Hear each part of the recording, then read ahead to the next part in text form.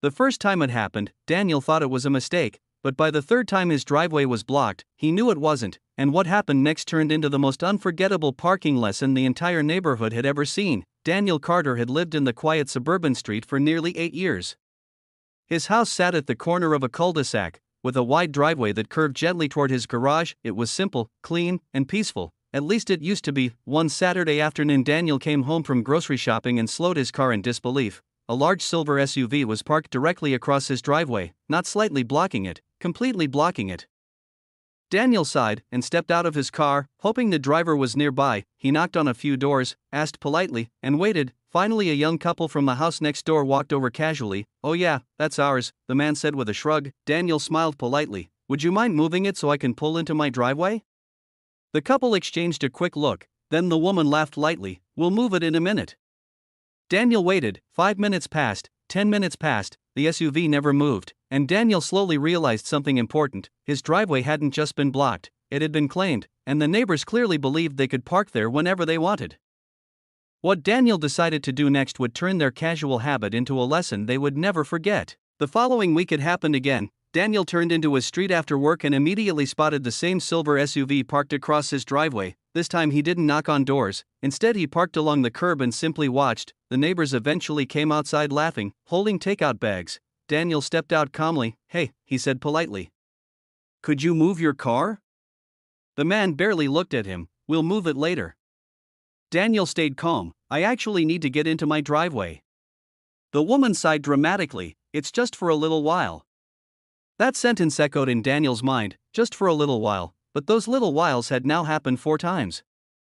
The SUV finally moved 20 minutes later. No apology, no concern, just a casual wave. Daniel pulled into his driveway slowly and sat there for a moment, because he realized something important. The neighbors didn't see his driveway as private space, they saw it as convenient parking. That night Daniel stood at the edge of the driveway looking toward the street. An idea slowly formed in his mind. Not angry, not aggressive, just clever. Because sometimes the best solution isn't arguing, sometimes the best solution is letting people experience the consequences of their choices, and Daniel had just thought of the perfect parking lesson. 2 days later the silver SUV returned, right on schedule. It rolled into the same spot across Daniel's driveway as if it belonged there. Daniel watched from his living room window quietly. The neighbors stepped out of the car and walked inside their house without even glancing toward Daniel's property. That was when he calmly picked up his phone, not to call the police, not to argue. Instead he made a very simple request.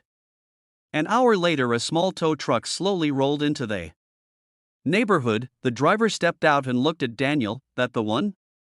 Daniel nodded. The SUV sat perfectly positioned across his driveway, blocking it completely. The driver checked the parking rules sign at the entrance of the street. Then he shrugged. "Well, it's definitely blocking access." The tow truck slowly backed up, metal hooks clicked into place, and within minutes the silver SUV was lifted gently off the pavement. Daniel watched quietly as the truck drove away. No yelling, no drama, just silence. But when the neighbors came outside later that evening and saw the empty curb where their SUV had been, the real drama was only just beginning. The shouting started almost immediately. Daniel heard the front door next door slam open. "Where's our car?" The neighbors stood in the street looking around in confusion. Then the man spotted Daniel standing near his mailbox. "Did you see what happened to our SUV?" Daniel nodded calmly. "Yes." The couple rushed toward him. "Well, what happened?" Daniel kept his voice polite. "It was towed." The woman's eyes widened. "Towed? Why would it be towed?" Daniel gestured gently toward his driveway. "It was blocking private access." For a moment the street went completely silent. The man's expression changed instantly. "You had our car towed?"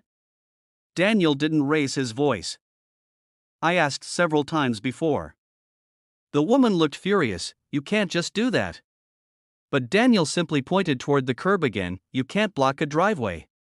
Neighbors slowly began peeking out from their windows. The couple eventually stormed off to retrieve their vehicle from the towing company. But the story wasn't over, because the next day, they came back with a very different plan. The following afternoon Daniel returned home to find something unexpected. The silver SUV was back, but this time it wasn't blocking his driveway. It was parked inches away from the edge, technically legal, but clearly intentional. Daniel smiled slightly. The neighbors stood on their porch watching him, almost as if they were waiting for his reaction. Daniel simply parked his car inside the driveway and walked inside. No argument, no complaint, but later that evening a new sign. appeared near the driveway entrance. Simple, clear, private driveway, do not block. The neighbors noticed immediately, but what they didn't notice was something else Daniel had quietly arranged. A small camera mounted near the garage, not to spy, just to document. Because Daniel had learned something important: when people believe rules don't apply to them, evidence becomes very valuable, and within days, that camera would capture something that changed the situation completely.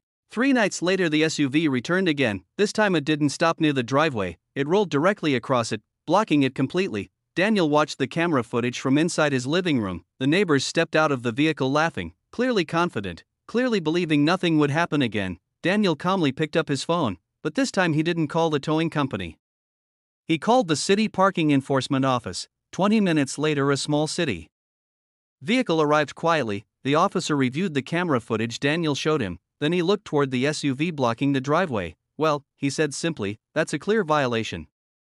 A bright orange parking ticket appeared on the windshield, and the officer made one more note in his report: repeat violation. The neighbors discovered the ticket later that night, and suddenly the parking lesson was becoming very expensive. But the real lesson hadn't even happened yet. The following week, something surprising happened. The silver SUV never returned to Daniel's driveway again. Instead, the neighbors parked properly in front of their own house, quietly, carefully. Daniel never mentioned the towing incident again, he never brought up the ticket, and he never argued, because the message had already been delivered. Sometimes respect for boundaries isn't learned through arguments.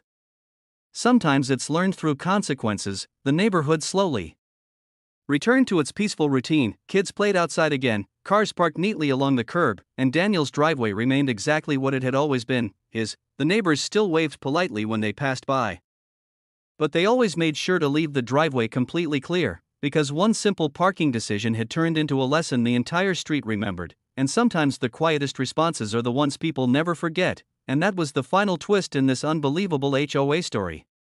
If you love the drama, don't forget to like, subscribe, and drop a comment sharing your thoughts. It really helps this channel grow.